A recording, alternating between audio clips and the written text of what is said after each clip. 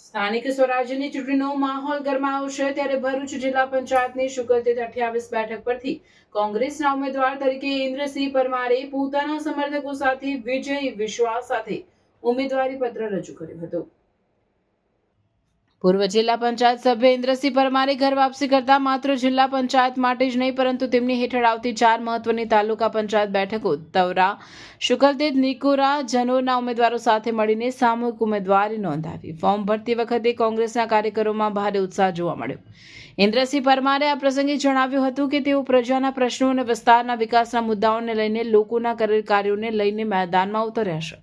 હજુ ભાજપ કે કોંગ્રેસમાં સત્તાવાર ઉમેદવારોની જાહેરાત થઈ નથી પણ ફોનથી જાણ કરી દેવામાં આવી હોય। મોટી સંખ્યામાં સ્થાનિક આગેવાનો અને ટેકેદારોની ઉપસ્થિતિમાં ઉમેદવારી નોંધાવવામાં આવતા શુકલતીત પંથકમાં રાજકીય ગરમાવો વધી ગયો છે।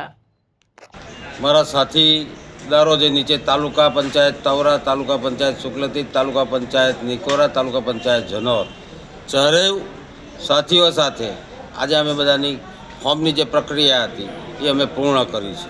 કહો દિલ છે ઇન્દ્રસિંહ ફીર છે। અચ્છા, તમારે ફરી કોંગ્રેસમાં આવવું પડ્યું એનું કારણ શું?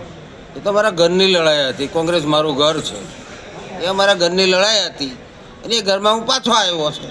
અચ્છા, હવે આવનાર દિવસોમાં તમારી શું રણનીતિ રહેશે કોંગ્રેસને લઈ? હું પહેલાં જ્યારે આગલા ટર્મમાં જ્યારે હું ચૂંટણી લડેલો તો મેં લોકોને એક એવો સંદેશો પહોંચાડેલો હતો, બાતે કમ કામ જ્યાદા, ये है इंद्रसिंह का वादा। એટલે મેં શુકલતીત, તવરા, નિકોરા, જનોર, સિંધોદ, કરમાલી આ બધે દુનિયાભરના કામો આપેલા છે કે જે મને તો એ વિસ્તારના જેટલા જિલ્લા પંચાયતના સભ્યો આવ્યા છે એમને પણ ખબર છે કે આટલા બધા જે કામો જે અત્યારે આ કઈ રીતે કરી રહેલો છે। એટલે એ બી બધા ચિંતામાં હતા।